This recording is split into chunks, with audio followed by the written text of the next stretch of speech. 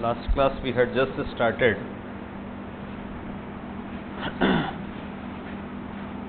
anomy and we had defined it as normlessness. Then we had clarified that norms are not absent but members of the society perceive its absence. Perceive its absence, right?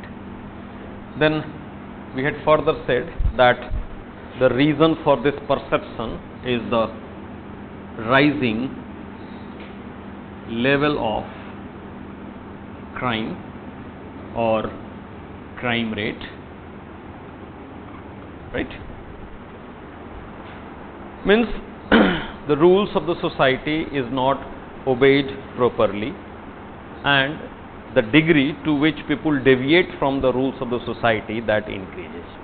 Large number of people, they deviate from the rules of the society.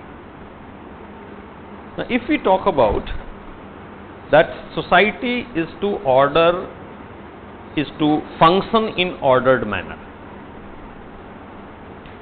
systematic manner, ordered manner, what is required? If society is to function in ordered manner, in a layman language, peaceful coexistence of the society, things are running as per the norms of the society, right? People are not fighting each other, right? They are compromising with each other. They are obeying the rules of the society.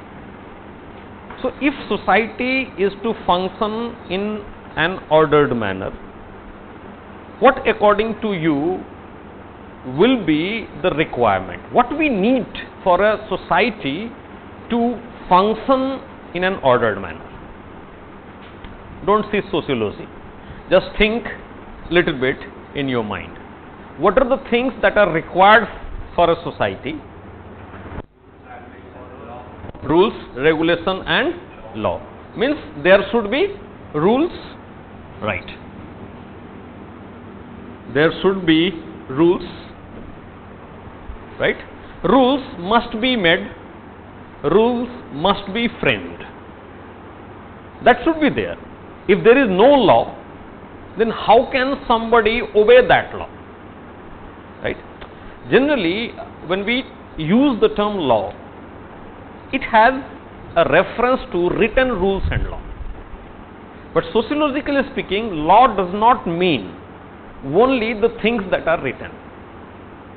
Even that is from the political science point of view, that is known as positive law. Even from sociological point of view, that is known as positive law. The law that is written, the constitutional provisions, right, the penal code provisions, all these are written rules and regulations. They are known as positive law. But sociologically speaking, they are not the only law, right? For example, you should obey your parents. Where is it written? Nowhere it is written. But how many people disobey their parents? I think this is the least violated crime, least violated norms, not crime, least violated rule, that one should obey his or her parents. Nowhere it is written, but it is an established rule of the society. And if you don't obey, then what happened? You suffer from satire from the different members of the society, and that acts as a check on you that you should obey your parents, right? So, only written rules are not law sociologically speaking. Sociologically speaking, anything, any rule that is considered by the majority of the members of the society as justified, they obey them, that is called rule. That is called law. So these rules, these laws must be framed. There should exist a law in the society. So if you make a law, will society function in ordered manner? Speak loudly. गलत हो सकता है, no problem. Don't hesitate here. If you hesitate here, you will be facing problem throughout your preparation. You may wrong at the max. You may be wrong.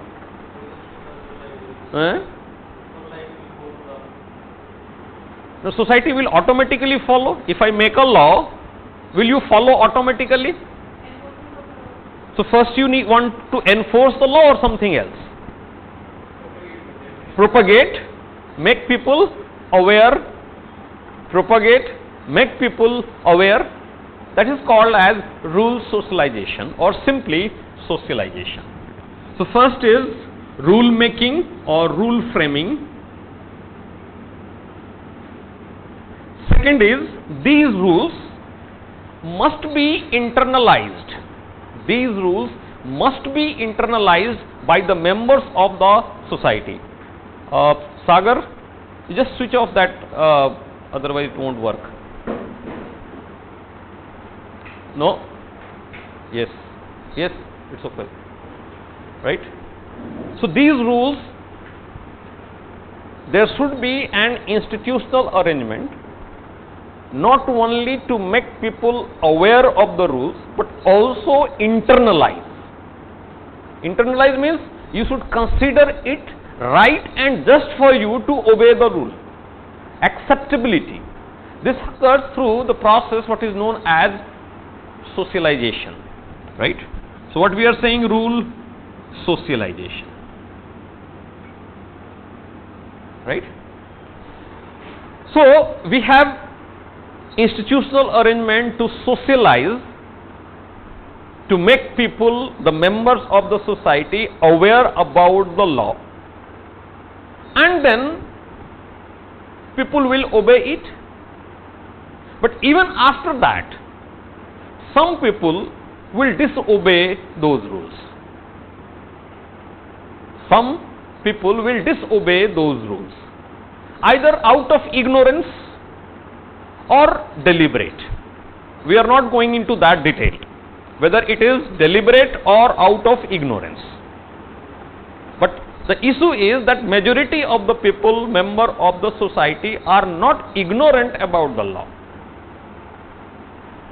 Only a few people may be ignorant about the existence of such type of law. So such deviant cases has to be dealt with. Right? So we need to punish them so that they fall in the line. This is called, what she said, reinforcement. Rule reinforcement.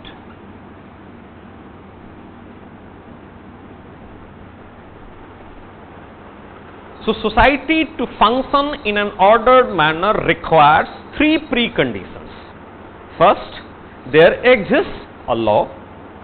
Second, these laws must be disseminated, propagated among the members of the society. They should be made aware of it. And third, even after that, if some people deviate, there should be arrangement for punishment, which is called as reinforcement of the law, so that people fall in the line. So that people fall in the line and deviance or crime is reduced. Right? So these three are required. Now these are the need of the society to function in an ordered manner. Right? The next question from functional paradigm, it is that there is a need of society. The issue is how would that need be fulfilled?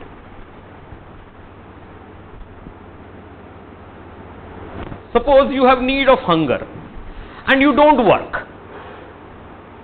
Your need will remain dissatisfied. Similarly, society is also considered to be an entity. From Durkheimian perspective, society is not the arithmetic sum of the individual.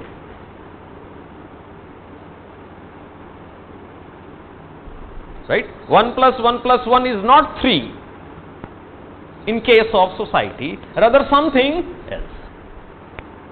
Group mind is different. Collective conscience is sui generis, right? The social laws are sui generis, right? So what we are saying that if these needs are there, how can we expect those needs to be fulfilled?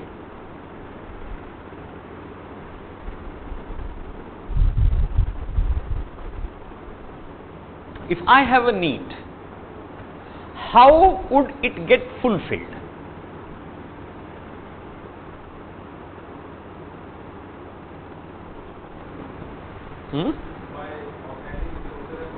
By organizing resources and working for it.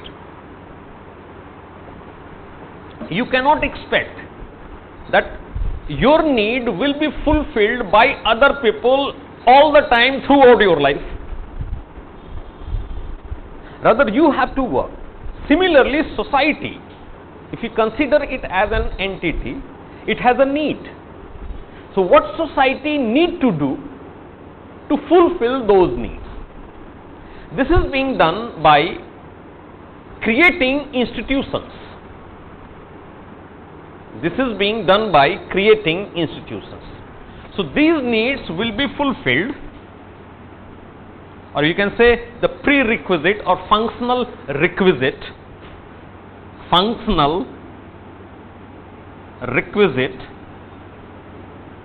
for the ordered functioning of society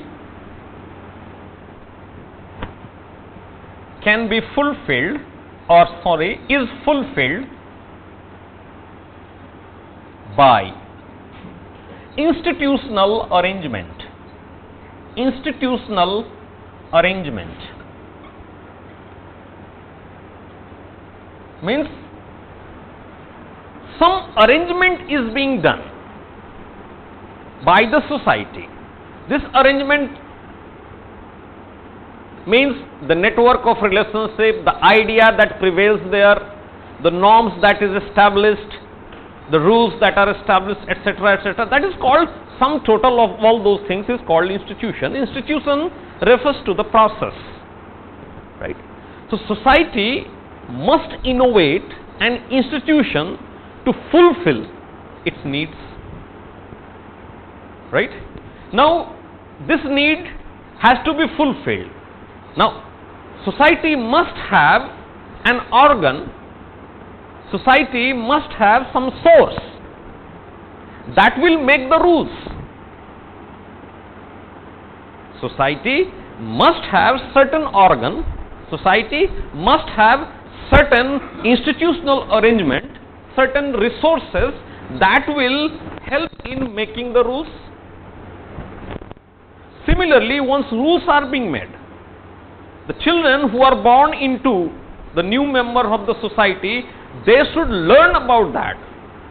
There should be certain institutional arrangement for making those newborn child or the growing child or even the adult aware of those rules. And even after that, if some people violate the rules of the society, there should be an organ, there should be an arrangement that will punish those people to say, fall in the line. So, what are those institutions?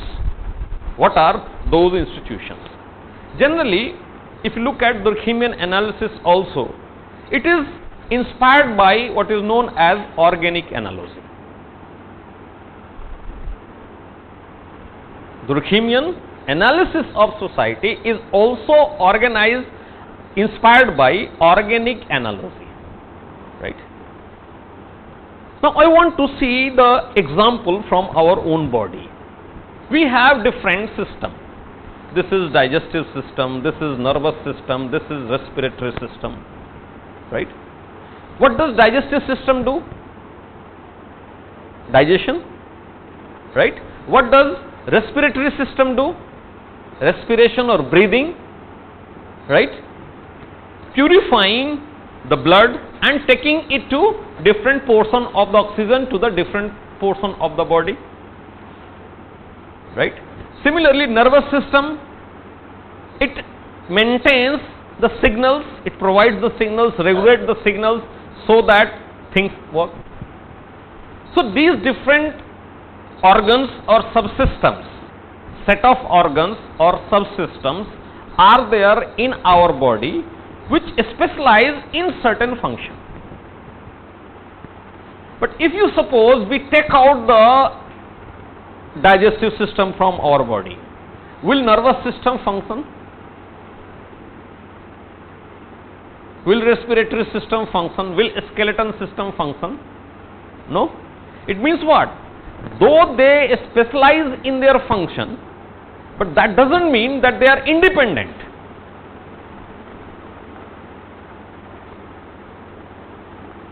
Subsystems specialize in a function. Now definitely this word subsystem was given by Parsons, but for the sake of understanding I am using here in the Femian. That one particular set of organs, the institutional arrangement performs particular function in a specialist manner. But that doesn't mean that other do not at all help into that or complement in their function. Similarly, if I am trying to relate this with certain institution, this with certain institution, this with certain institution, that doesn't mean those institutions. If this I am saying rules framing or making is by religion in a traditional society. If you look at the pre-industrial society, then religion is the major source of making law. Religious books are the major source of making the law. Religion is an institution that creates law. Earlier, the nature of a state was also theocratic in nature. A state was well integrated with the religion. That doesn't mean that this religion does not help in socialization or this religion does not help in reinforcement. There is a term in sociology that is called social control, right? This social control is achieved by socialization. All of us, we fear of God. And this fear of God makes majority of our personality as law abiding, ethical. Why we don't harm each other? Not only because of fear of law. Rather, there is a self-imposed inhibition on us due to the fear of God. If I harm the other, God will punish me. That means religion is also acting as an agent of rule reinforcement. When you listen to Ramayana, Mahabharata or attend to satsangs, what happens? You are attending a religious ceremony, but there you are learning the rules of the society. Means that religious ceremonies are nothing but a means of socialization. Right? But for the simplicity, what we do, we generally create a one-to-one relationship. In pre-industrial society, or even today we can say, this rule framing was mainly entrusted with religion. Right? Rule socialization was mainly entrusted to family. We learn the rules of the society in our family maximum. Right? And rule reinforcement by a state. State has the prerogative of punishing the people. Right? So these were the three institutions that were created in pre-industrial society for the ordered functioning of the society, for the fulfilling the functional requisites of the social solidarity. Right? Now here there are two entities. These are the institutions, but these institutional provisions have to be ultimately followed by the human being. We have to see the relationship, what kind of relationship that individual member of the society shares with that of the institutions. For example, if I ask you, read this book, you obey that? Why do you obey that?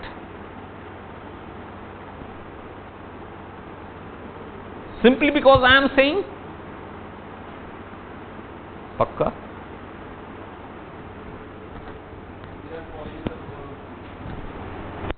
That's what I am asking. Why you are following this rule that you should obey teacher? I am going further back to that root of this issue.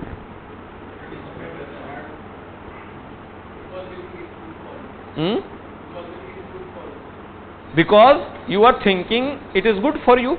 Why are you thinking it is good for you?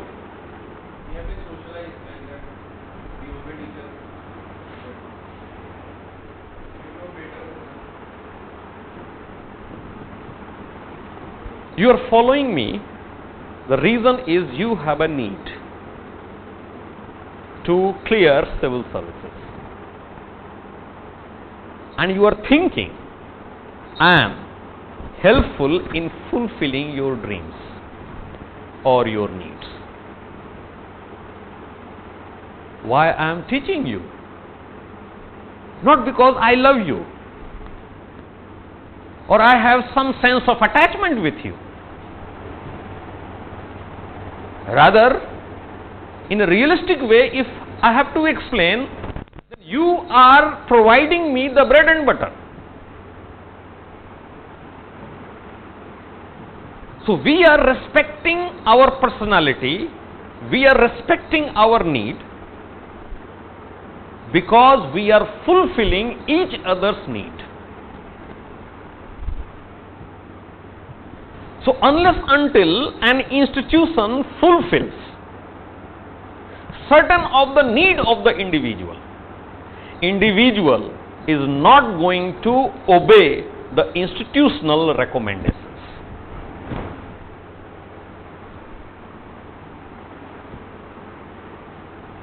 And similarly, if institution need is not fulfilled by individual, institution will also not respect the individual.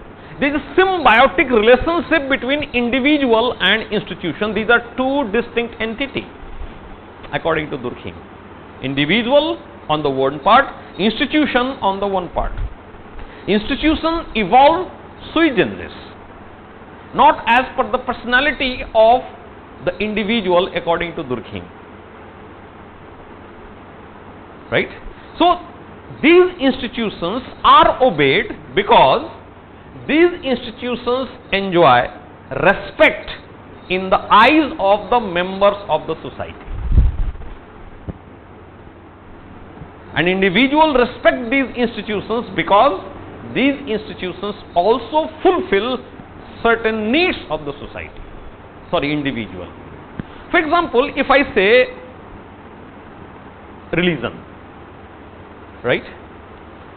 Which need of the individual is fulfilled by the traditional religions?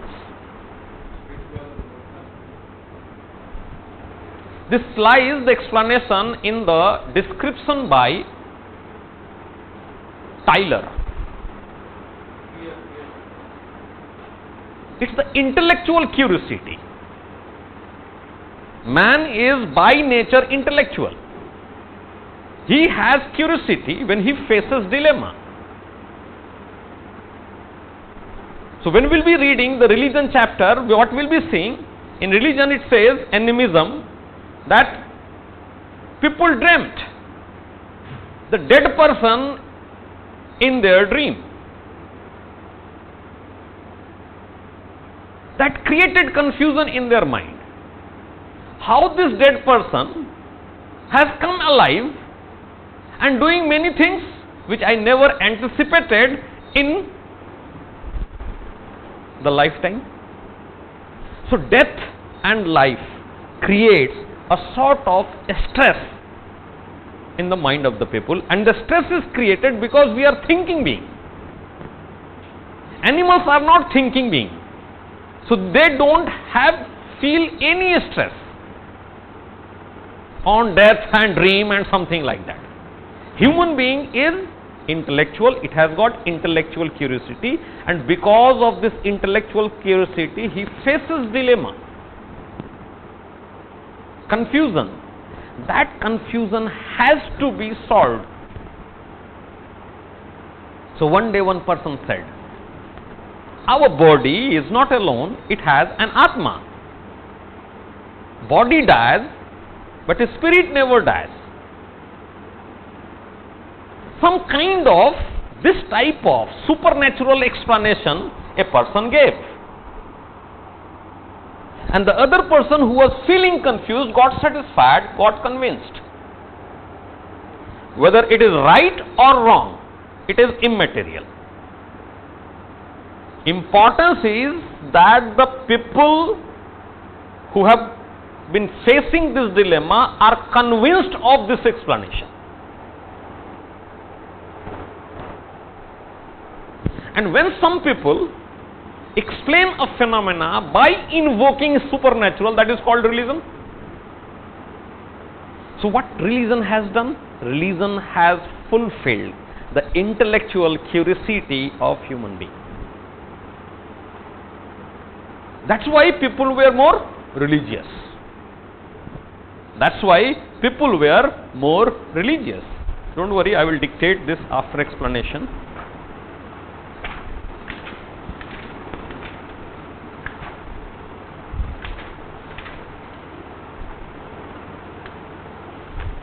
Yes, right? Are you getting it? Any problem in understanding? Right. So, why religion was important to the pre-industrial man? The explanation is seen in the animist explanation of religion by E.B. Tylor, who says that the explanation by invoking supernaturals and spirit fulfilled the intellectual curiosity, satisfied the intellectual curiosity of primitive man. And that's why religion enjoyed prestige in the mind of the people. So also the religious books, right? So whatever was inherent in the religious books, that acted as a rule for the society. Priests interpreted it, the state or the monarch followed it, right? So what we are finding here, that religion was enjoying a lot of prestige in the mind of the primitive man or pre-industrial man, because it were fulfilling certain needs of those people. It was convincing for them, it was satisfying their intellectual status.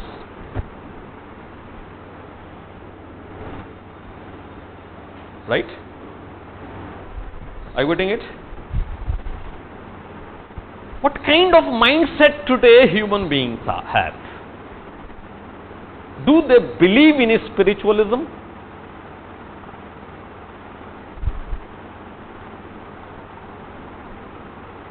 Don't see it in a compartmentalized manner. There will always be overlapping. Even if today people are spiritual, but they believe first in doctor and engineer.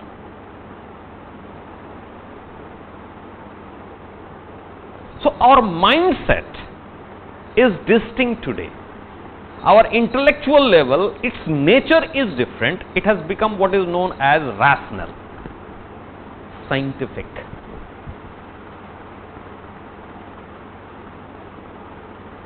So, since our mindset has changed, now how it has changed, for the time being we are putting it aside. We'll see that later on. Earlier, that was the mindset. Today, it's a distinct type of mindset. Today, if somebody explains the phenomena by invoking a spirit, it is not that convincing, at least for scientifically educated people. It may be true for the illiterate people, uneducated people. Why? Because the way of thinking has changed.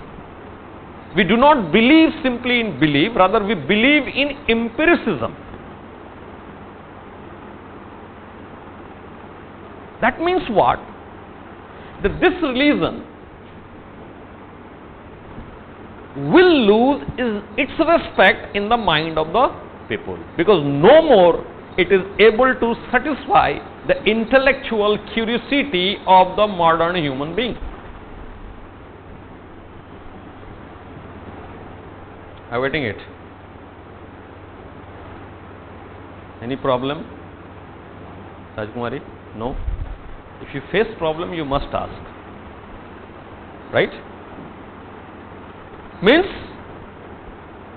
erstwhile institution has lost its function, and that's why respect.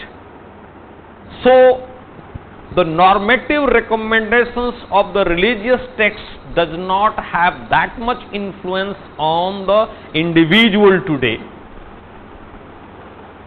So, it is going to give rise to problem of rule making itself.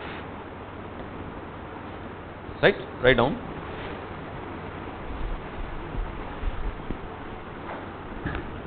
Religion enjoyed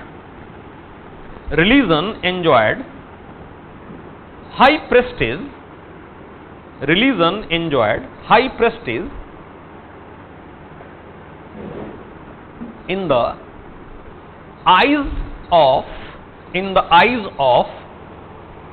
the members of the society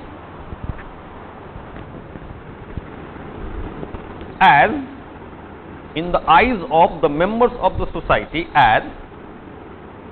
it fulfilled,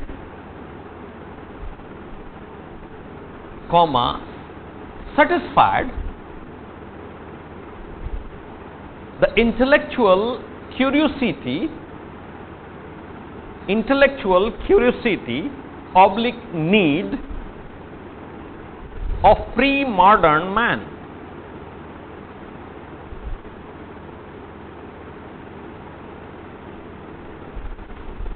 But with the industrialization and modernization of societies,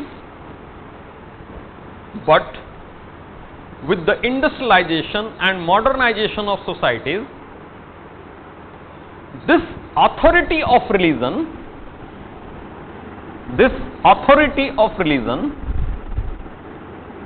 has eroded.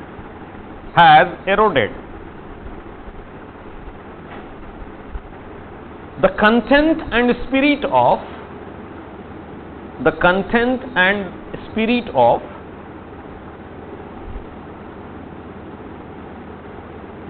traditional religions are in contradiction with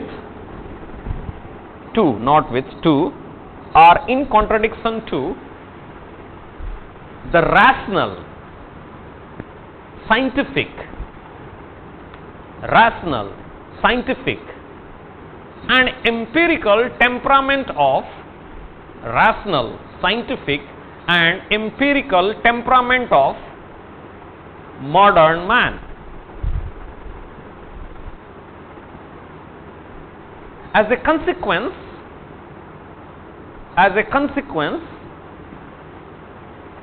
religion has lost its influence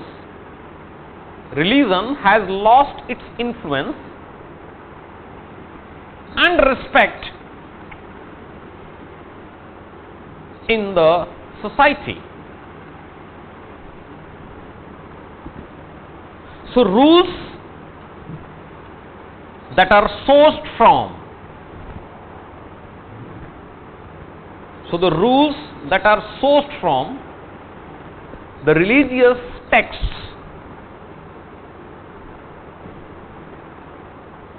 have lost its significance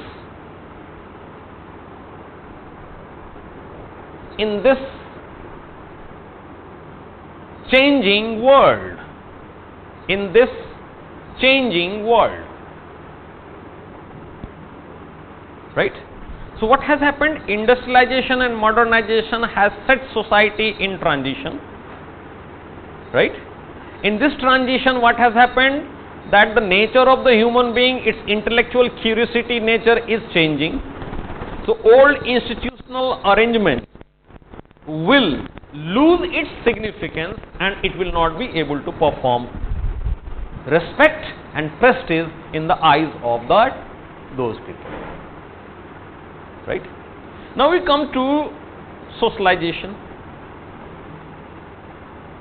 Family. We obey family. Right? Up to what time you will obey your parents, your father? Tripti? You can see around yourself. You can see around yourself. Till what time?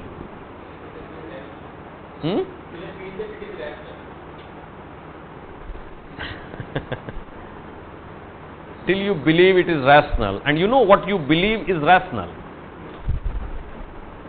Till he is paying you your expenses. He has right to guide you. The day you start earning yourself, become independent, that rationality that parents have right to guide you is lost. And gradually, it doesn't happen overnight, the day when you got the job. But as you move in your career, within a span of 3 to 5 years, that happens. And the parents start losing importance in the life of the children. Once people are married, the situations are further different. So what you are saying, that we are thinking of rationality from another perspective, actually it is not rationality, rather it has to do with that economic relationship. The draft, the checks, the transfers of the money from parents' accounts to your accounts to fulfill your need is the rational basis or the basis of rationality of parents' guidelines. I am not saying this is true for everybody, but it happens. You look around yourself, you will find that. You see yourself. Only the degree may vary, because all depends upon the internalization of the norms of the society. So what happens? Family performs a number of roles in the life of an individual. That's why individual obeys what family teaches or what family says.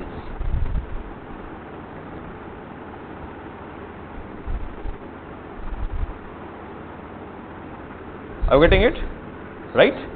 So, family in a traditional society, in pre-modern society, were performing a large number of functions.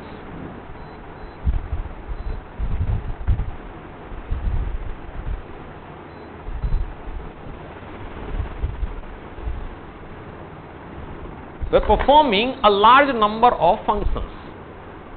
It was providing the social security.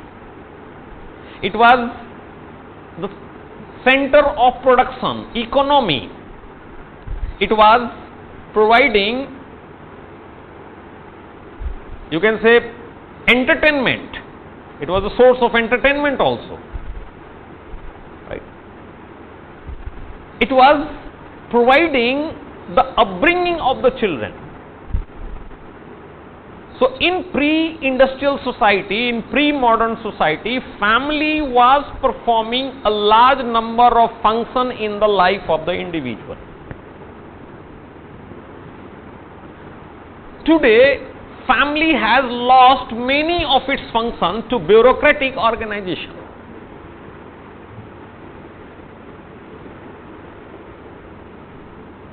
As far as health is concerned, you have health insurance. As far as life is concerned, you have life insurance. Theft is concerned, theft insurance. Fire is concerned, fire insurance. Life in the old age is concerned, pension is there. Gratuity, PF, many other things are there. There are professional expertise. In old days, you don't need your children. You have a better arrangement at the old age homes. I am also planning to book one for me. I don't know what will be the nature of my son and my daughter-in-law. So, we have to be very vigilant about that, because things are changing quite fast. That's what N. Dennis, he says. Family has lost many of its functions to the bureaucratic organizations. Hence, family has lost respect in the eyes of the people. Parsons says, family performs only two basic and irreducible functions. One, primary socialization, and second, stabilization of adult personality. That's what Durkheim also says. Write down. In pre-modern or traditional societies,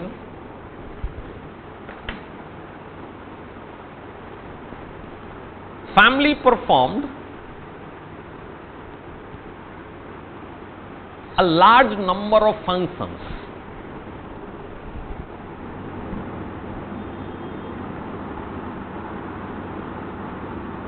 In the life of an individual,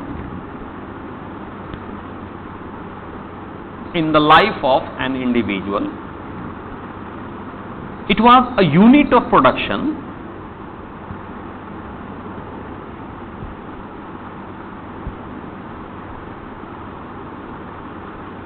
an institution providing social security, unit of production, comma, an institution providing social security,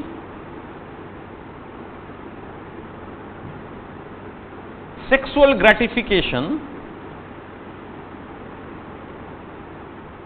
procreation, and even a source of, an institution of entertainment.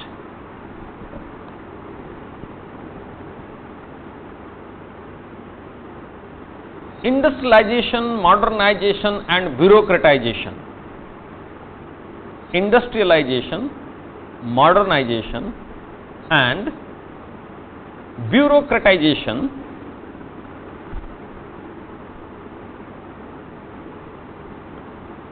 has eroded many of its functions.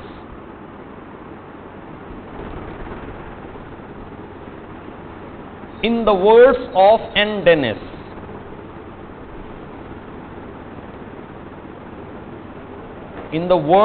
words of N. Dennis, D-E-N-N-I-S,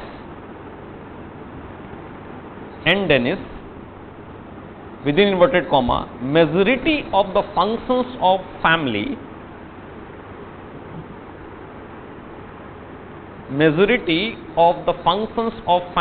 is being taken over by bureaucratic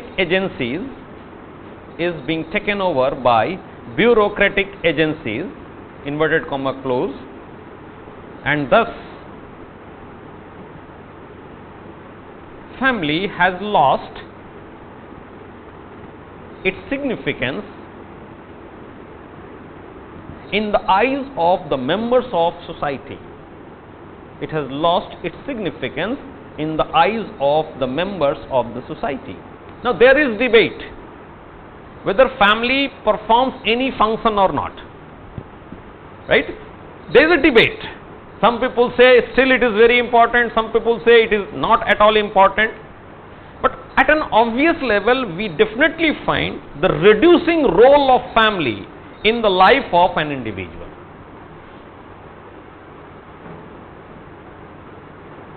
In fact, parents are merely source of, earlier it was called,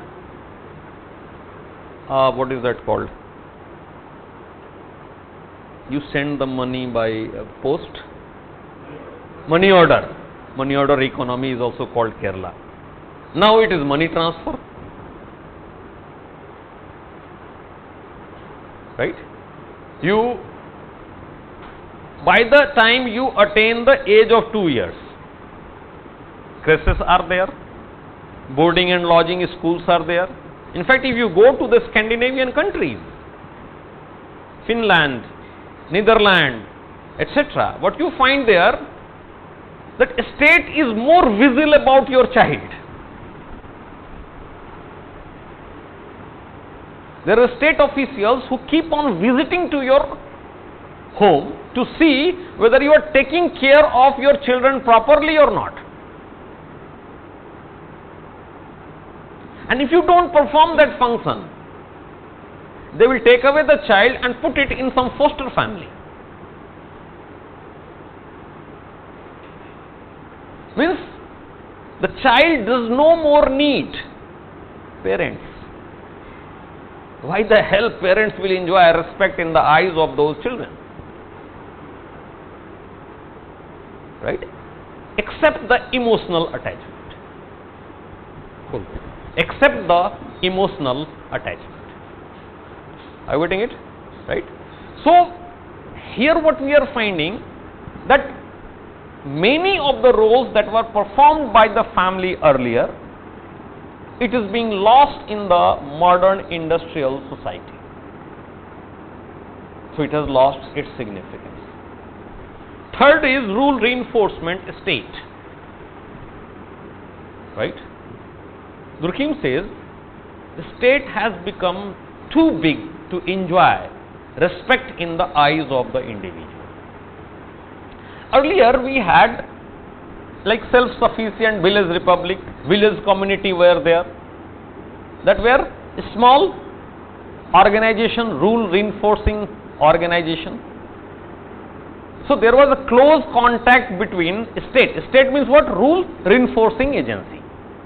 There was close contact between the members of the society and the rulers, because we were ruled by caste panchayats, we were ruled by village panchayats, and it was occurring everywhere in the world, including Western society. Today, the state has become so big, with the concept of nation getting established and rise of the bigger nations, that the state has got distantiated from the individual. Right? So it has lost its significance again. Write down. According to Durkheim,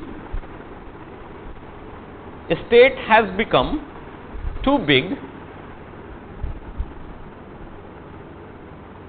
and hence it has lost its proximity to its citizens.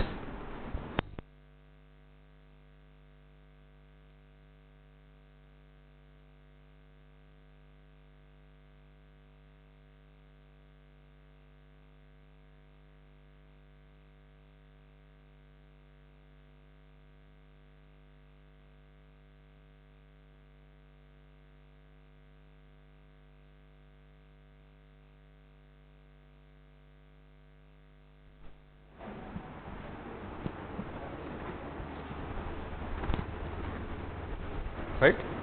So according to Durkheim, state has become too big and hence it has lost its proximity to its citizen and therefore respect and reinforcing power. And therefore respect and reinforcing power. Right? And why all these things are happening? Because of the changing condition of the society. The society is changing from traditional to modern or due to industrialization. So a changing society creates such a chaotic situation where the old rules become useless and new rules has still not come into existence. So normlessness will prevail because there is a sense of confusion among the people about what the rule exists. The rule itself which exists does not cater to the need of the people.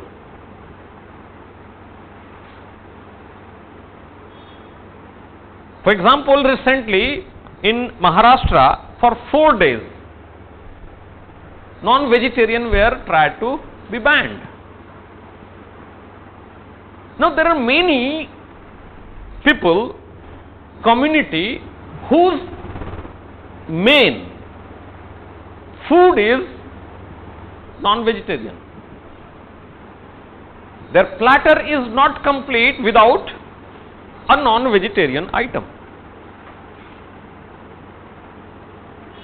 Right? So naturally in that situation, since non-vegetarian is no more polluting to many members of the society, why people will obey that? People will keep on disobeying.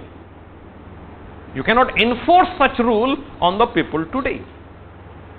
Whereas previously people were sacred in nature, theological in nature, they were God-fearing in that way. So if there are rules which are throwback of the previous period, that won't work in the changing condition because it is no more fulfilling the need of the people. That's why in a changing circumstances, old rule becomes useless and new rules have still not been made. That's why it is chaotic. Changing society creates chaos and confusion, therefore deviance from the rules of the society and hence a condition of anomy prevails. Write down. The condition of normlessness, the condition of normlessness that prevails, the condition of normlessness that prevails is also due to the fast changing nature of society.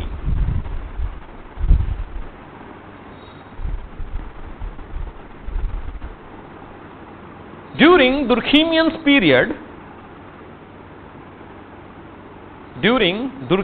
period, Western societies were in transition.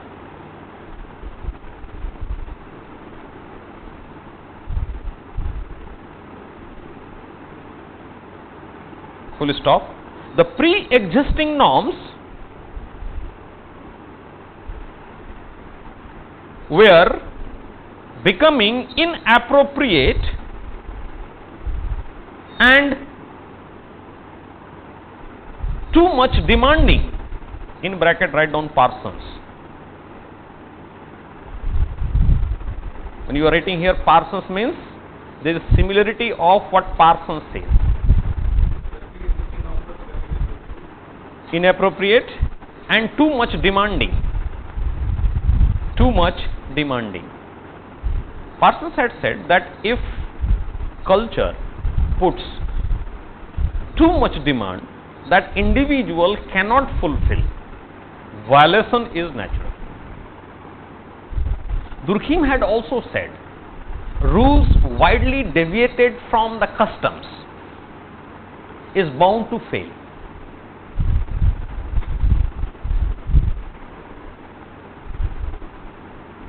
rules widely deviated from the custom.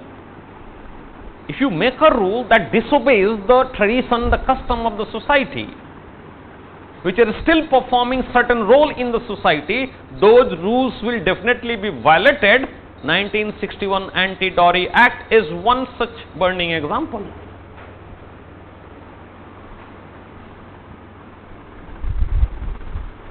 The issue is that was a quite revolutionary law. As per 1960, the social conditions were such that it were quite revolutionary.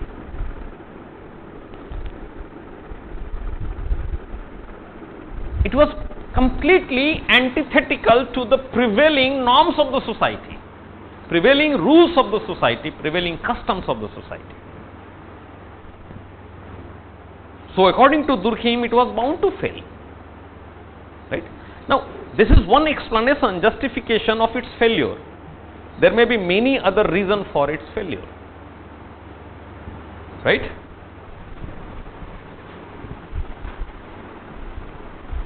The pre-existing norms were becoming inappropriate and too much demanding as per the changing conditions. But at the same time,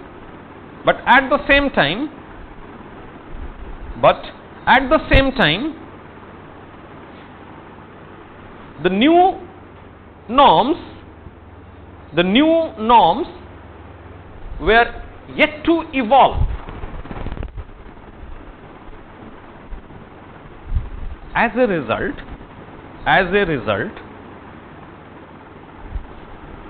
chaos and confusion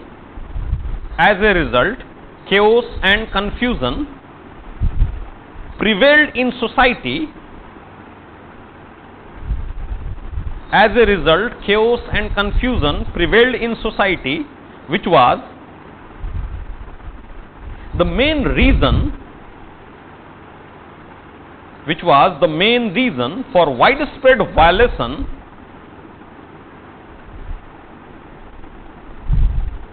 of the norms. Means, if I want to use a sociological term, then what we can say, normative inadequacy. Second, dysfunctionality or non-functionality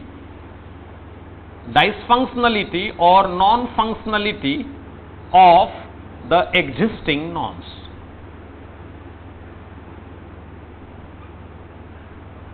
Dysfunctionality or non-functionality.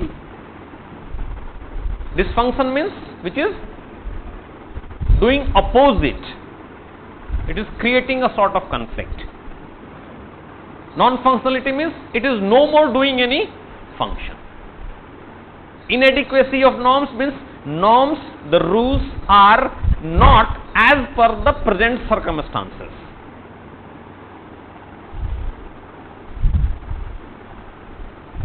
We have to learn using such term, but it requires greater practice. Otherwise, you will be, instead of using it, misusing and abusing it.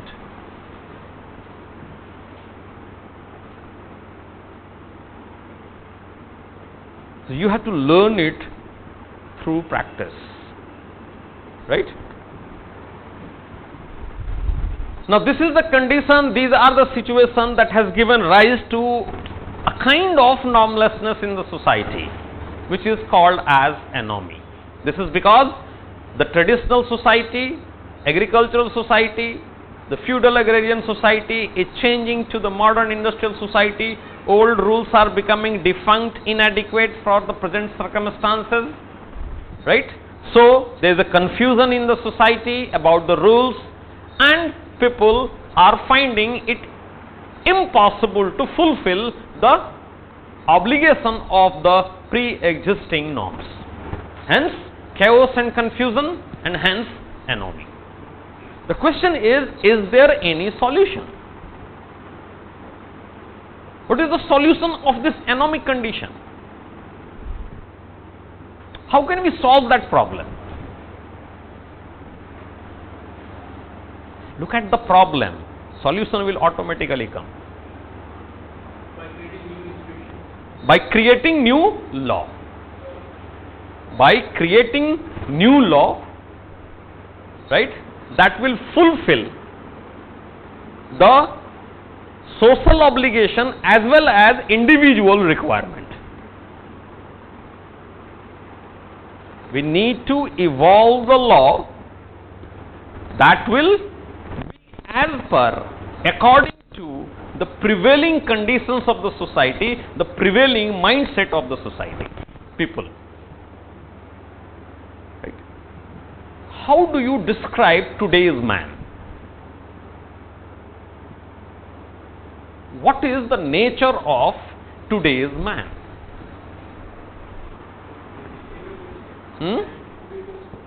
Individualistic. Individualistic in the sense?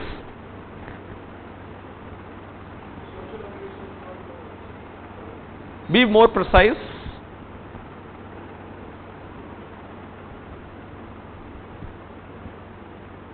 If suppose today I say, okay, you did a wonderful job, and let me give you a Swarn Patra as a recognition, what would come in your mind?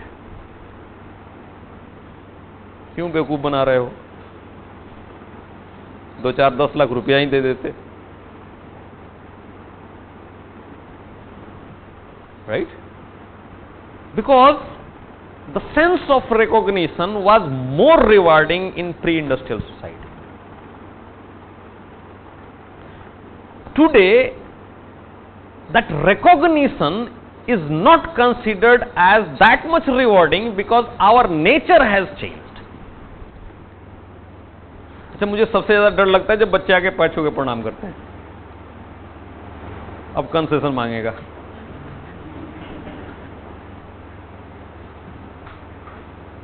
Why? नहीं, अगर कोई छूता है तो बंद मत करना. The reason is we all have become economic in nature. We are evaluating every relationship in terms of economy, in terms of materialism.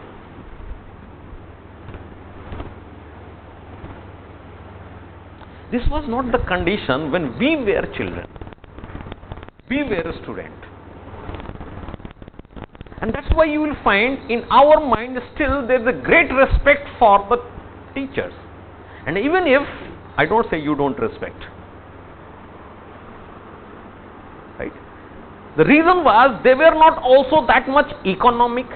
They cared for us, a sort of, we did not have a contractual relationship in that way. Today what happens, you think कोई एहसान थोड़ी किया, पैसे लिया तो पढ़ाया और जम के लिया, right? And similarly we think कोई एहसान थोड़ी किया, पैसे दिया तो पढ़ा. Means all our relationship is evaluated in terms of that material thing. Money is not important. Money is important because it has purchasing power. It can purchase items of material consumption. That satisfies us. We have become economic in nature. So today's man is characterized by economic man. Means the rules have to be made taking into cognizance the present character of the human being.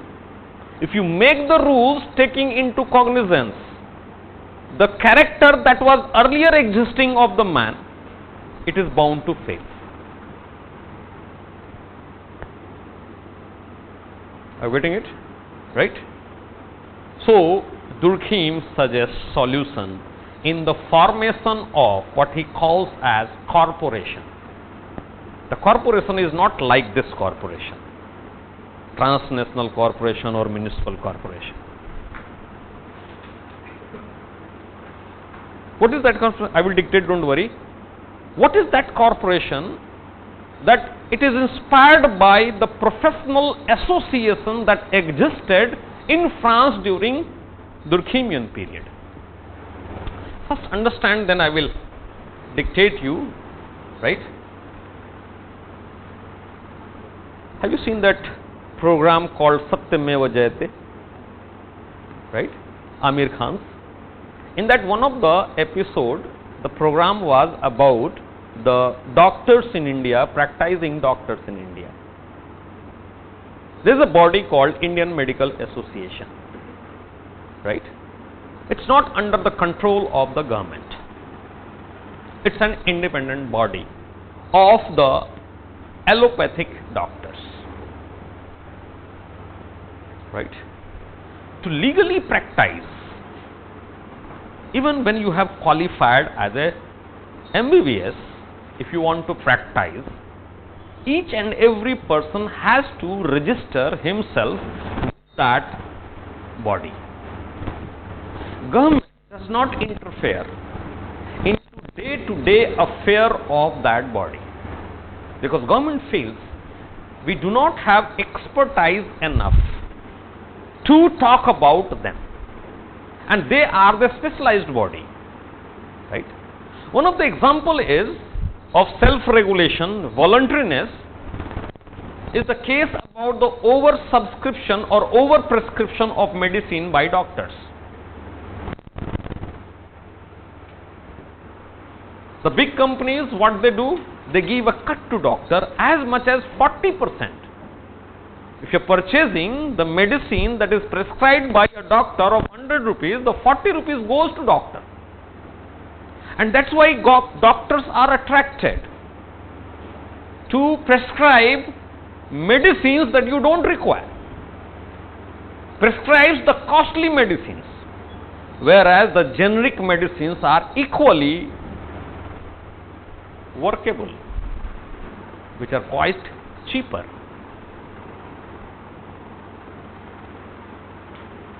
So the issue was debated even in the parliament. At that time, Ghulam Nabi Azad was the health minister of India. And after debate, scrutiny at various levels, it was said that it should be left on the IMA. IMA should have an internal investigation agency. If government interferes, it will be deteriorating for the practice of medicine itself. A doctor knows better what to prescribe, and if you make a rule, punish the doctors, then even all the doctors will, in difficult circumstances, will not prescribe some innovative medicine that can cure you. Many times, but when the conventional medicine does not work, doctors innovate. They give some medicine, and that works, right? So they said that there should be internal investigating agencies inside the IMA, self-regulatory body, and if IMA, if it cancels your license registration, you cannot legally work in India. Not only in India, nowhere else. Students, medical students who have passed in India, and if they go to USA, they have to pass another exam, otherwise they cannot practice there. And in that particular episode, it was shown that since independence, not even a single doctor's license has been cancelled in India. Whereas in England is very strict about these practices. Every year, a number of doctors' licenses cancelled on the basis of malpractices. Government does not have interference. They are expertise enough. Now naturally, if you cannot legally practice, you are also expert enough to make the rules. So doctors will have respect for that body. He said a similar organization should be created, that is said as corporations, which will have both the members, employer as well as employee will be its members, consensus of records will be maintained, and whatever the rules these make, whatever IMA rule makes, that will be more enforcing on the doctors. So he says similar type of corporations should be created. It will create the rule, and the workers as well as the owner, employer as well as employee will abide by that rules. Write down. Solution to the condition of anomy. Solution to the condition of anomy prevailing in contemporary society. Prevailing in contemporary society by Durkheim.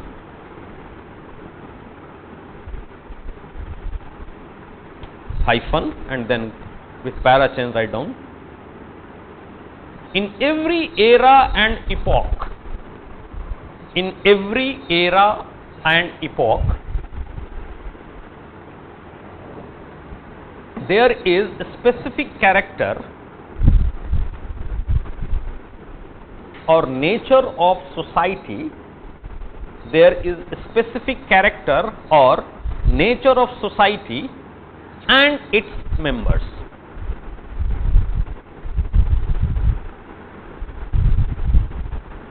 The institutions that fit into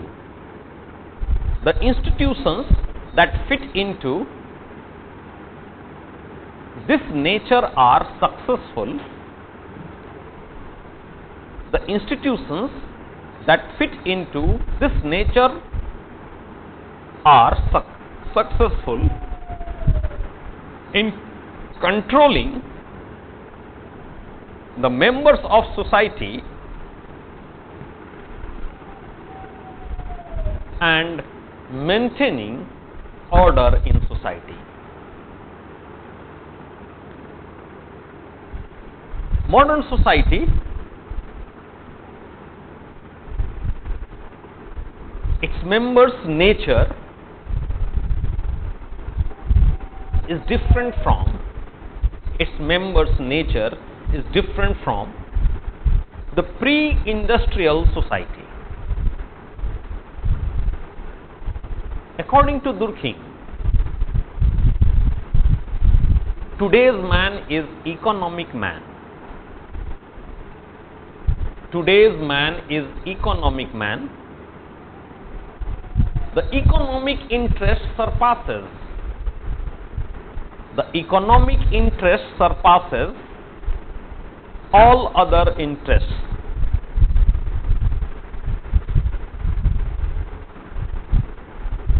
So an institution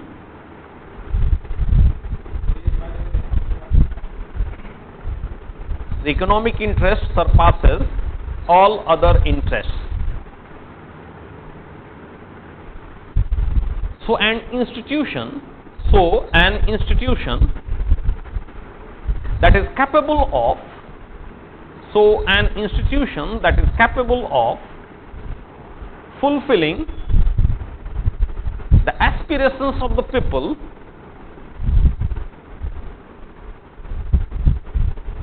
will enjoy prestige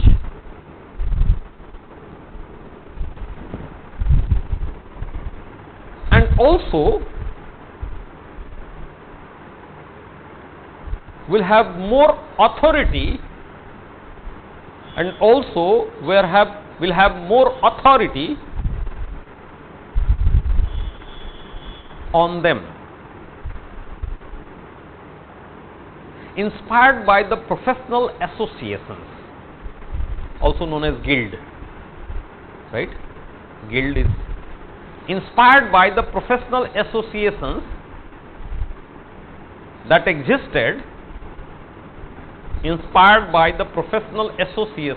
existed, in France In his period,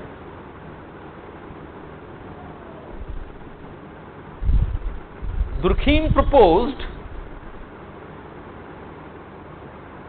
the solution of anomie. Durkheim proposed the solution of anomie in the formation of corporations. In the formation of corporations.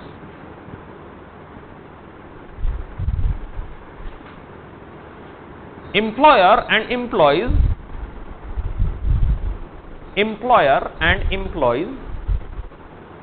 both will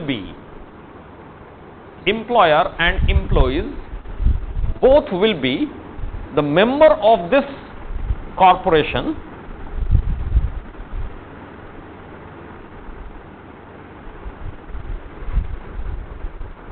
the rules framed by the corporation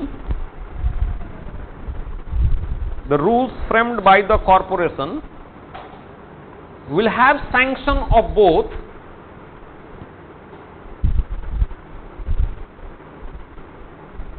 and the corporation will maintain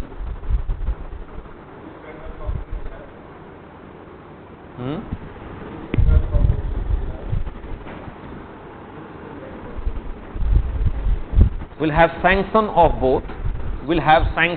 both full stop. The corporation will maintain record of all its members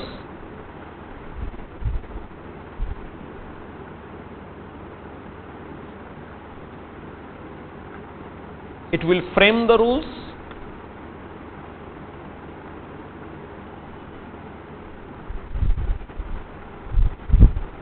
comma make the members aware of the rules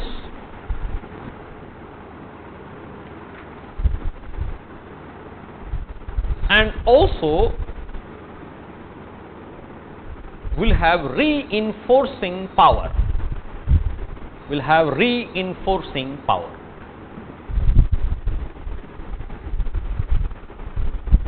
Right?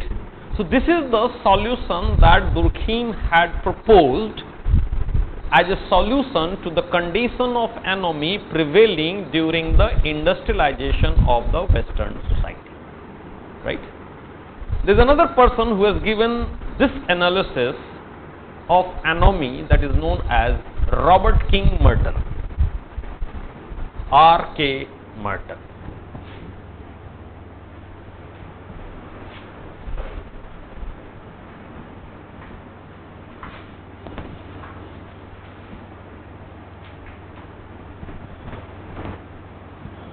R.K. Merton. He is a working person, so he has leave only up to 4 o'clock, 4 or 4:30. So he has to report to the work, so he attends only 1 hour 15 minutes of class. Right. So Robert King Merton. Robert King Merton.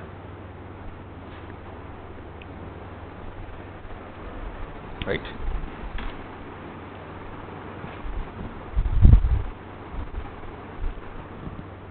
Now, if you look at Durkheimian analysis,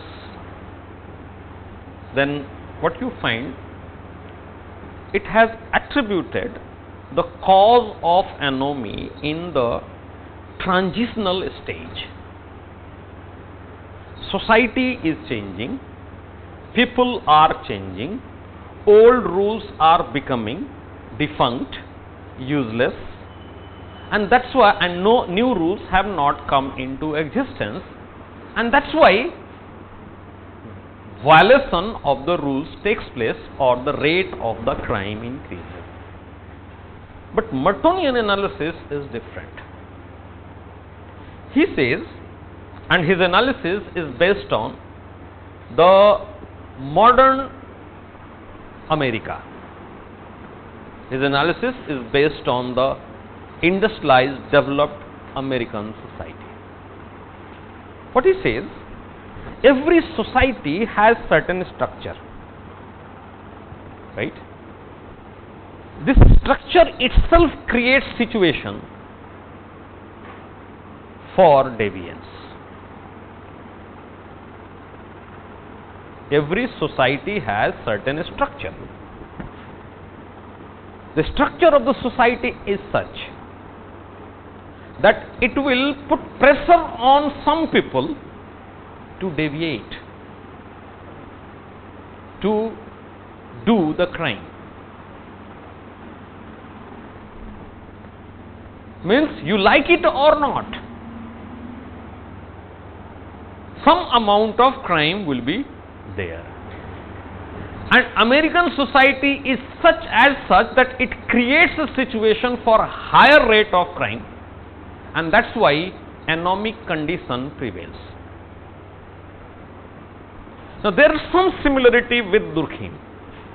Durkheim had also said certain amount of crime is normal in every society. This is what he is also saying, because that crime rate is a function of social configuration, like suicide was a function of social configuration. The same thing Merton is also saying in a different way, that American society has such type of culture and structure that is bound to pressurize on people to deviate from the rules. And that's why there is high incidences of crime in the American society.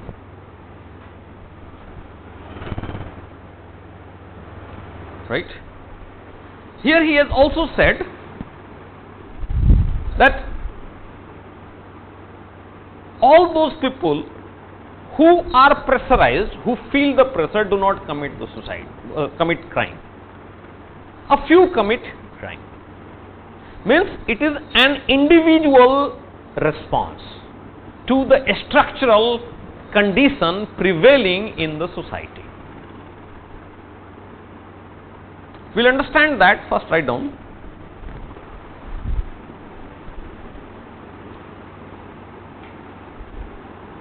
While analyzing anomy in American society,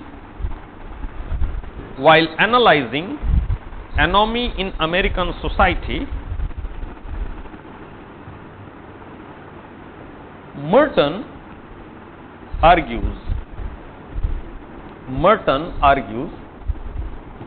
that like every society,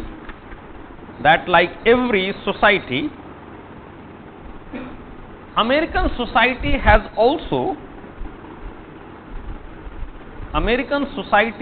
also culturally defined goals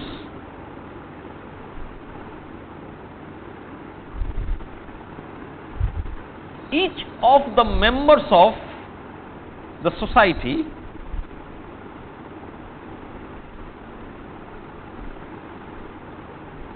are expected to dream these goals which having a Beverly Hills mansion, Beverley, Beverly Hills mansion,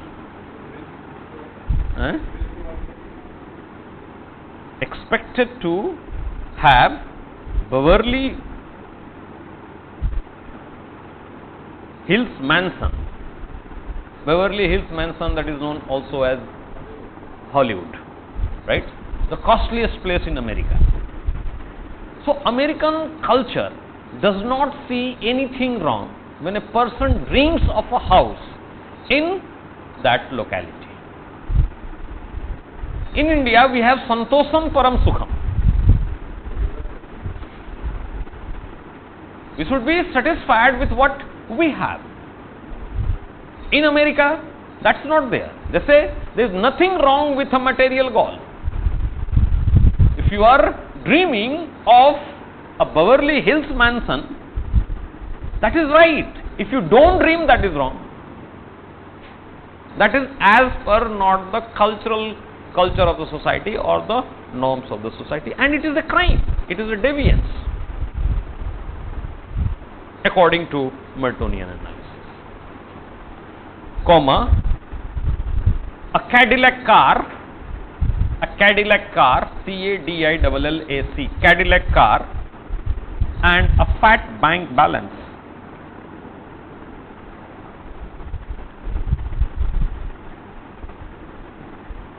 But to realize these goals,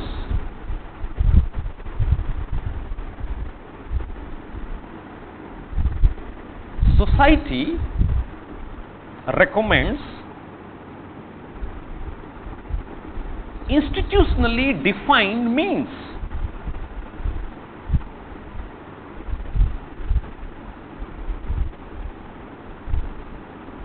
One can realize their dream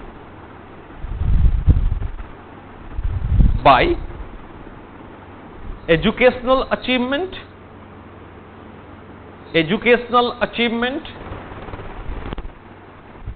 hard and disciplined work,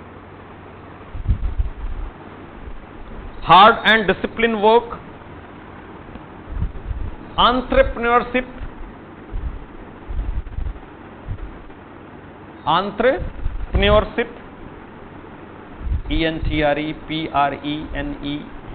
entrepreneurship, rational investment, etc. Not by robbery, cheating, murder, trafficking, etc.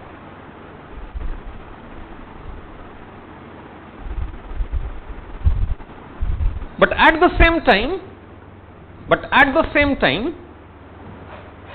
American society also possesses a structure,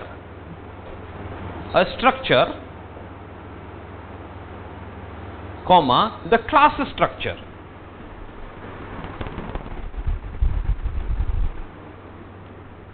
The members of society are differently located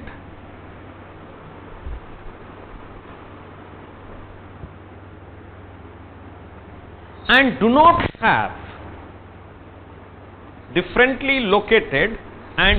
have equal access to the institutionalized means.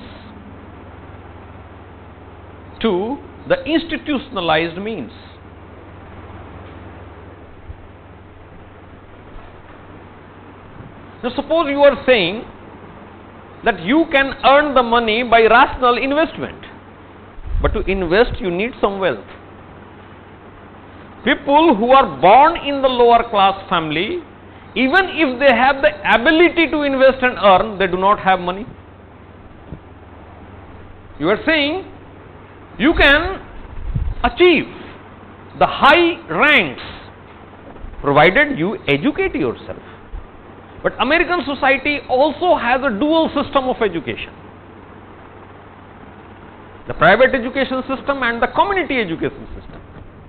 Like in India, the government schools, similarly the community educational institutions are quite poor as far as infrastructure and other facilities are concerned.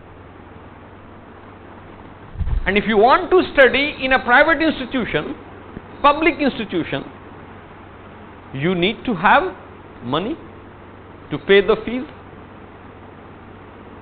right? Now, lower class people, particularly the blacks, majority of the blacks, they constitute lower class, so they did not have the money, wealth to go for such things, right? Means people are differently located in the structure, right, who do not have equal access to the institutionally defined means, but they can dream. So this creates a disjunction between cultural goals and institutionalized means,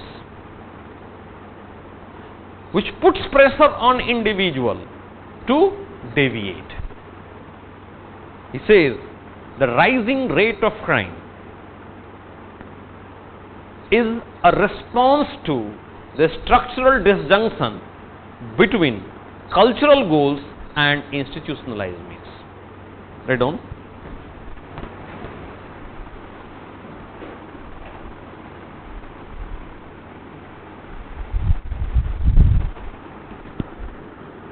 According to Merton,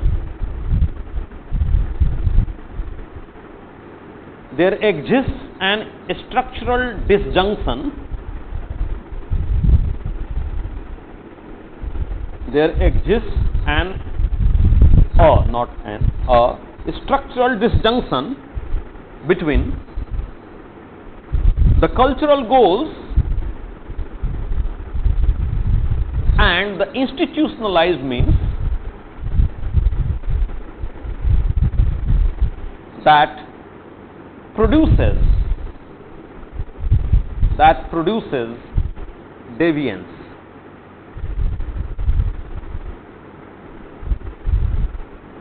The deviance is individual response to this condition. The deviance is individual response to this condition. The deviance is individual response to this condition.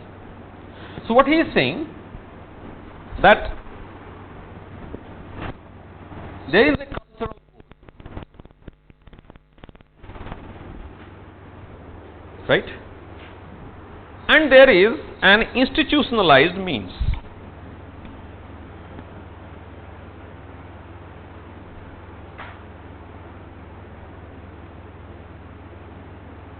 And as far as the structure of American society is concerned, it's a class structure: upper class, middle class, and lower class. Upper class, middle class, and lower class, right? So what happens? There are 5 types of responses towards this cultural goals and institutionalized means. Plus means one dreams of the goals as defined by the American culture. Yes, I will have Beverly Hills mansion, Cadillac car, fat bank balance, and they try to achieve it because they have adhere with the institutionalized means also. This response is known as conformity. This response is known as conformity. They conform to both the goals as well as the means. And Merton has associated all the responses with the class. So which class you think can be associated with this response? Upper class, right? Upper class. Because they have money. They have access to all those means, right? There is second who say cultural goal, yes, but not by the institutionalized means, rather by innovated means. This is called innovation.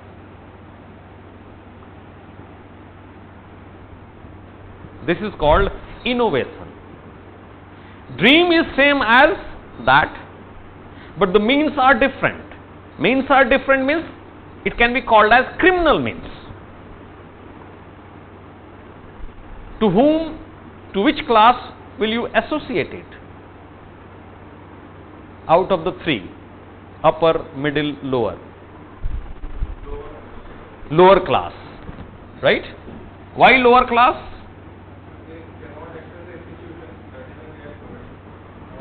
Middle class do not also have the access to institution. No, why the goal is different? That's what. Have you seen a movie called Jail? Jail. Jail. Jail. Directed by Madhur Bhandarkar, acted by Nitin Mukesh. Right? the Madhur Bhandarkar, definitely he makes the movie on the basis of, it has some reference to social issues. So what happens in one of the scene, it has been shown that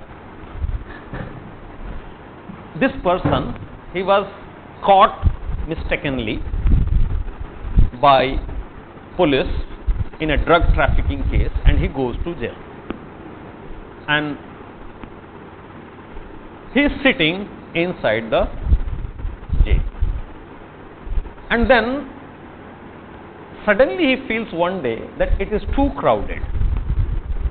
So he asked to one of his friend there, whom he made friendship with some people, आज अचानक इतनी भीड़ क्यों बढ़ गई, ये सोने का भी जगह नहीं है. He was quite distressed. His friend is saying कि अभी बरसात का मौसम है और मुंबई की 80% जनता जो है वो सड़कों पे सोती है, बहुत सारे लोअर क्लास के लोग.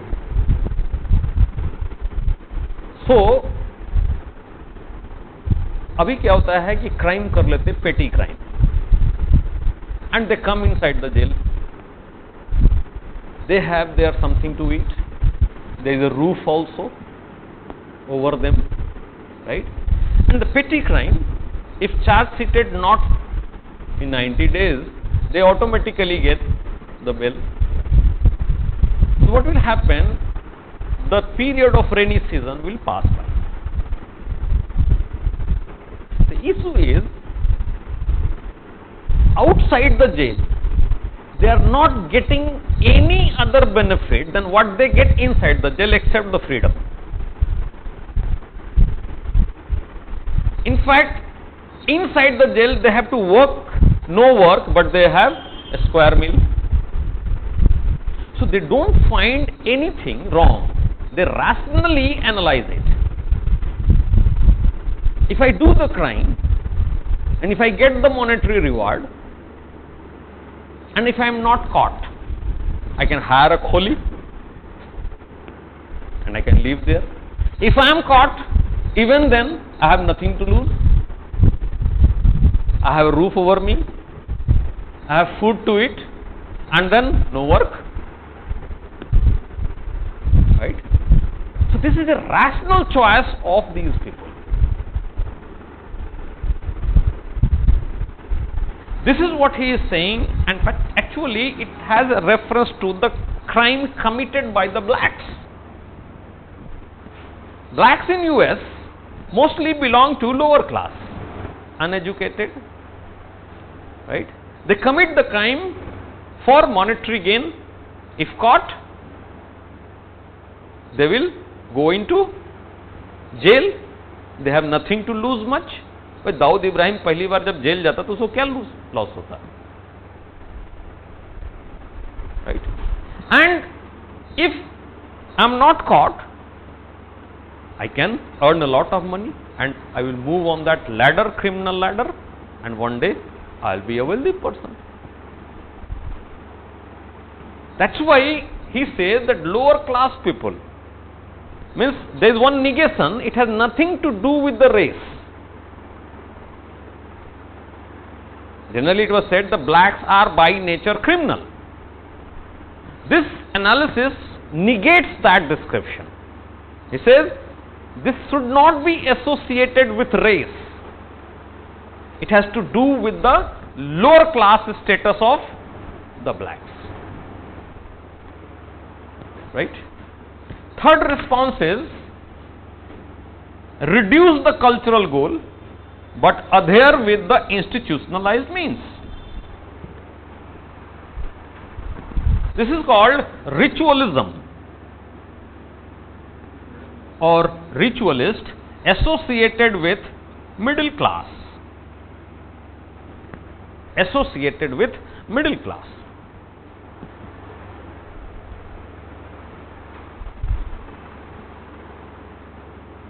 Are you getting it? Why middle class reduce the cultural goal and adhere to the means? There is a rationality here also. Middle class people have a bright career ahead. If they are caught, they will engage a lawyer That will require expenses of money. If lower class people are caught, government will have to provide the lawyer in the name of justice. That doesn't incur any expenses.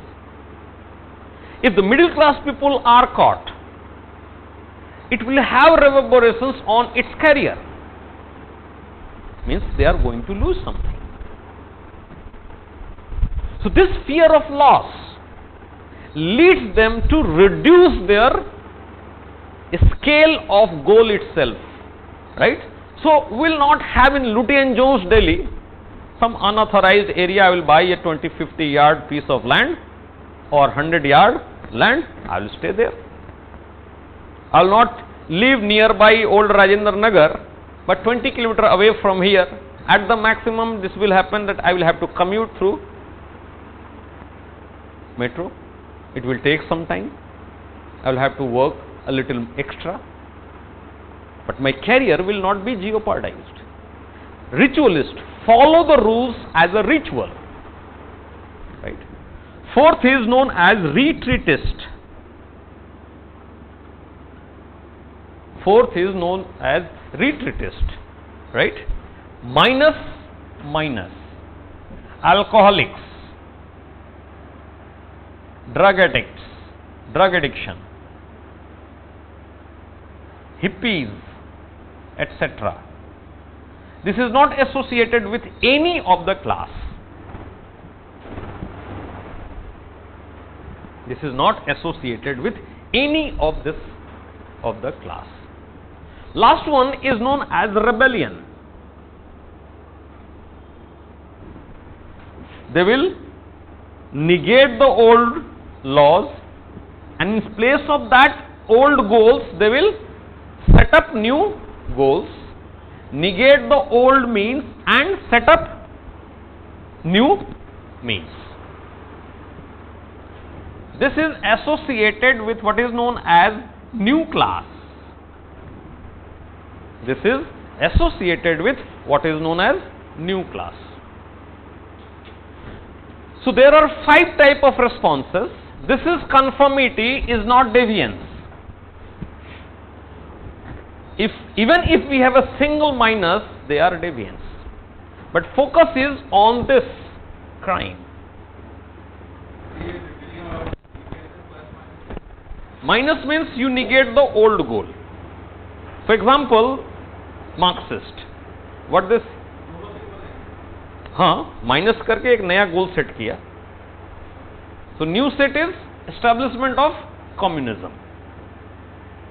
Means here not by rules but by proletariat revolution. This is called rebellion, total structural change. So what he says, crime is individual response to a structural disjunction between cultural goals and institutionalized means. Individual response, right? Second, he says the structure is such that it produces high rate of crime. The cultural goals, institutionalized means and the class structure is as such that it produces high crime rate, and that's why an anomic condition prevails. Are you getting it? So what he says, anomy or crime is individual response to the structural disjunction between cultural goals and institutionalized means. Right? If you look at Merton's analysis, Merton, this analysis explains only utilitarian crime or economic crime. There are crimes like vandalism, molestation, riding over speed on highway or inside the city, alcoholism, etc. Such type of crime is not being explained by Mertonian explanation. Right? So there is a certain limitation of Mertonian explanation of crime, and this is negated by a theory that is known as subcultural theory of deviance. Right? Write down. The structural theory of deviance, the structural theory of deviance by or enemy by Merton is being criticized by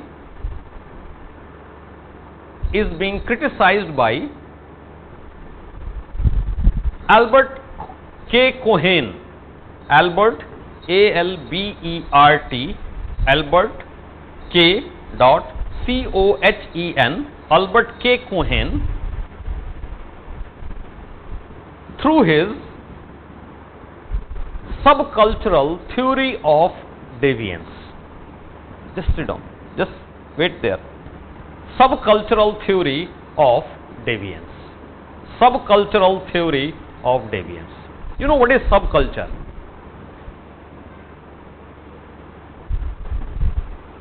Culture, the way of life of a group, is called culture.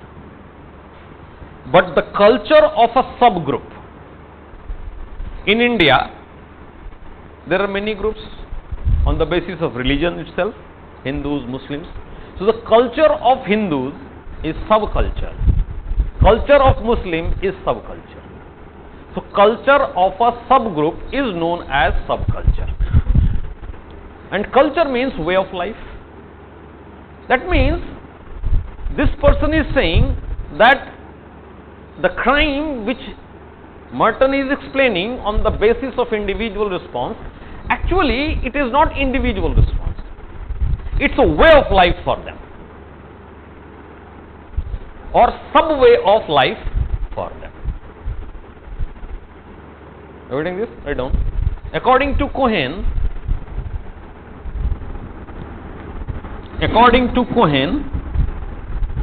deviance is not an individual response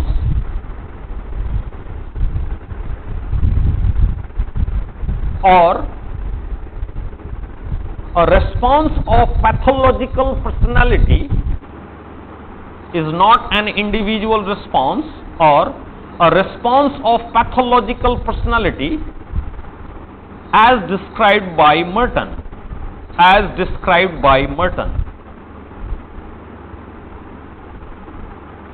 Rather, it's a product of the culture of the lower class.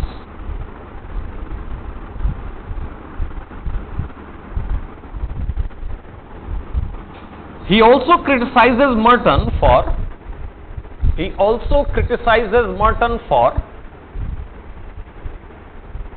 not being able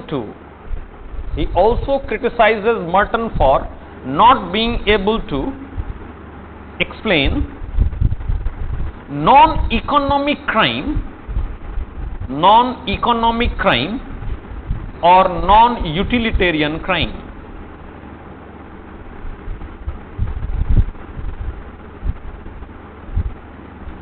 Proposing subcultural theory of deviance,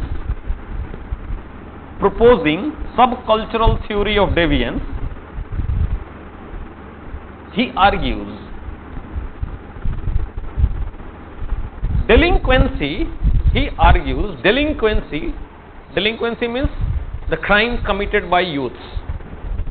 Delinquency is not an individual phenomenon.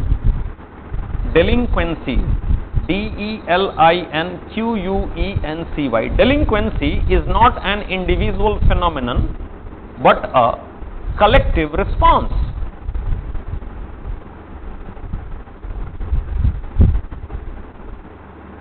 Delinquent subculture is a reaction to mainstream culture.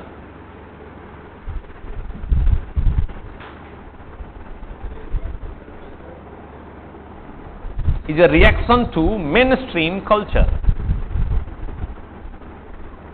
Cohen's argument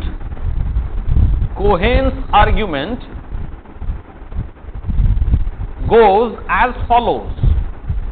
Cohen's argument goes as follows. The lower class youth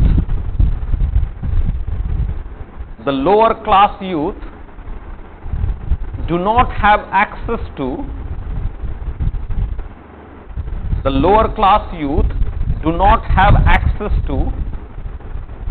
institutionalized means to achieve the goals of the mainstream culture. The goals of the mainstream culture. As a result,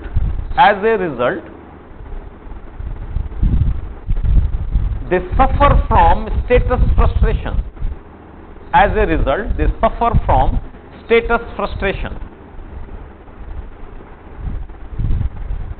The condition is resolved.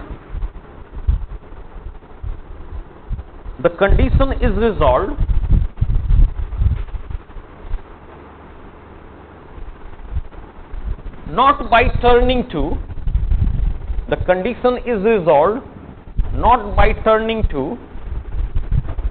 criminal ways to success,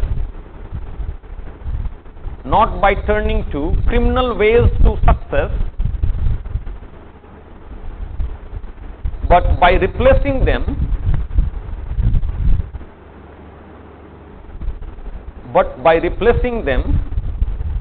with alternative means,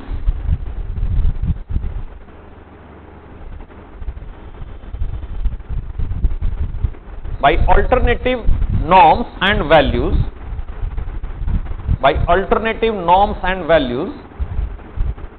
in terms of which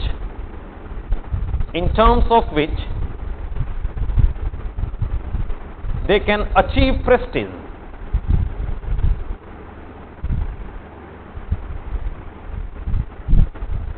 It places high value on both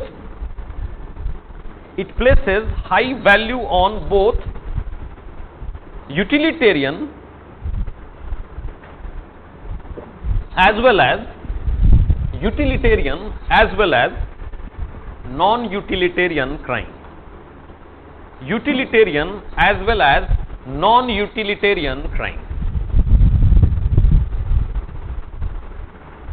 Right? What is the essence here? Actually, they are not turning to criminal path. Instead, they are setting up their own norms and values. And whoever performs well in terms of those norms of values, they will be recognized. You might have heard that that drug addiction or smoking, forget about drug addiction, smoking has more to do with the peer pressure.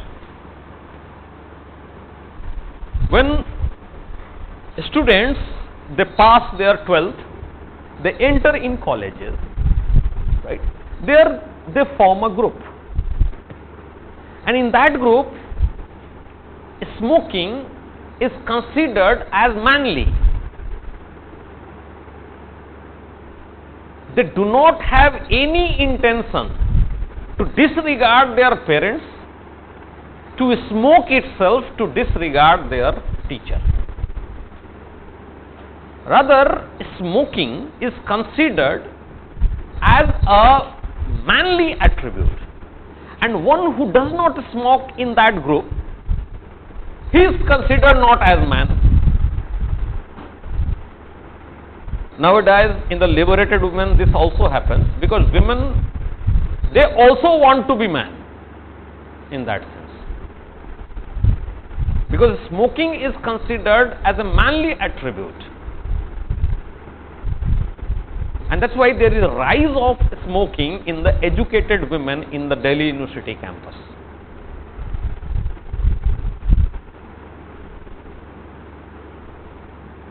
Right? So, you are a member of that group, and if you don't smoke, your prestige will be lower in that particular group. And if you are a chain smoker,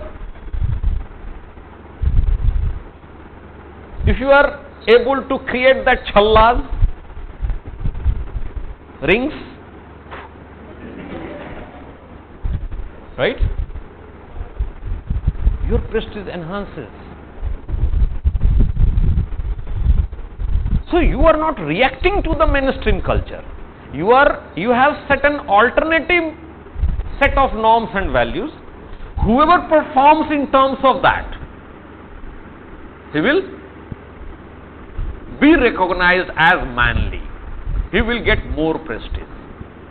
This is what the difference between a structural reaction and the cultural, subcultural theory. Right? Cohen's argument is criticized by, para change right down, Cohen's argument is criticized by Walter B. Miller.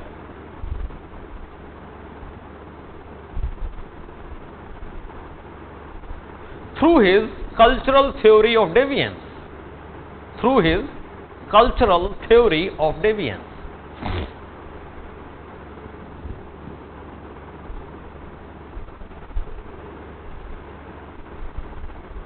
He also rejects Merton's view. He also rejects Merton's view and argues that lower class people have their own distinctive culture.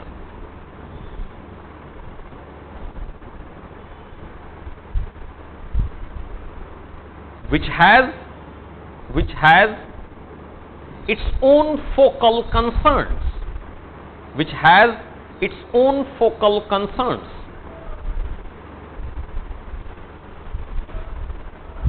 They emphasize on toughness.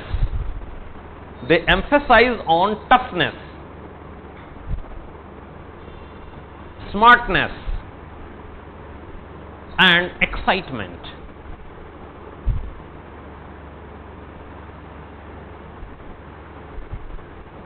Right?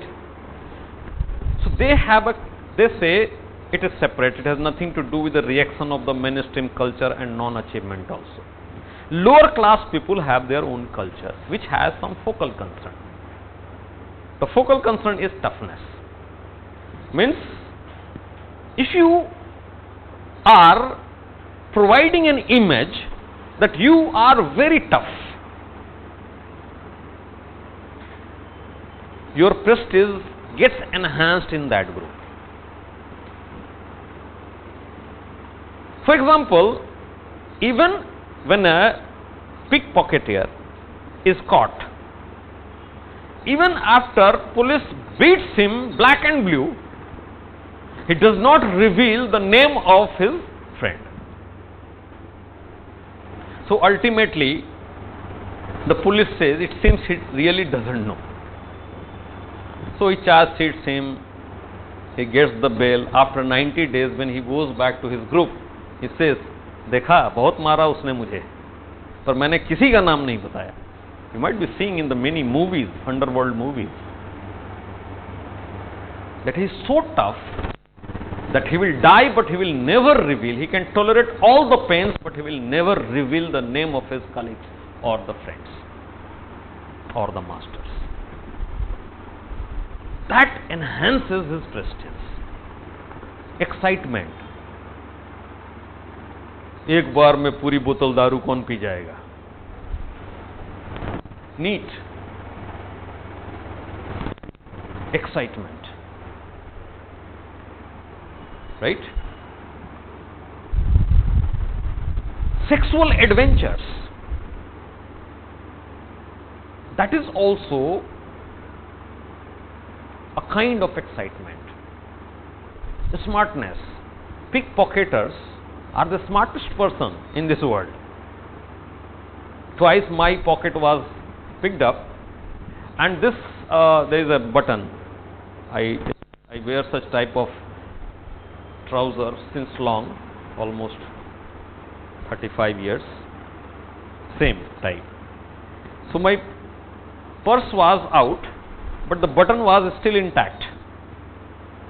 If I could show you something like this, this is the button. I cannot take out my purse without opening up that button.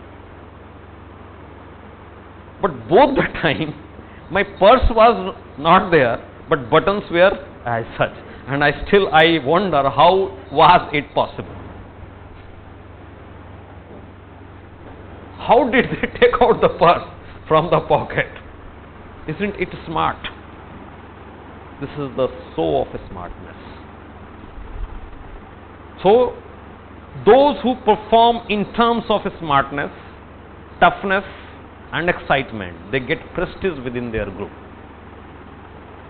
And prestige does not let them suffer from any frustration. Caller khada kar diya. Yes, I have also achieved something. Right. So this is structural theory of deviance by Merton, then subcultural theory of deviance by Cohen, and then cultural theory of deviance by this person Miller. And only anomy is there, deviance is not there, but they ask the question, deviance is also a form of conformity.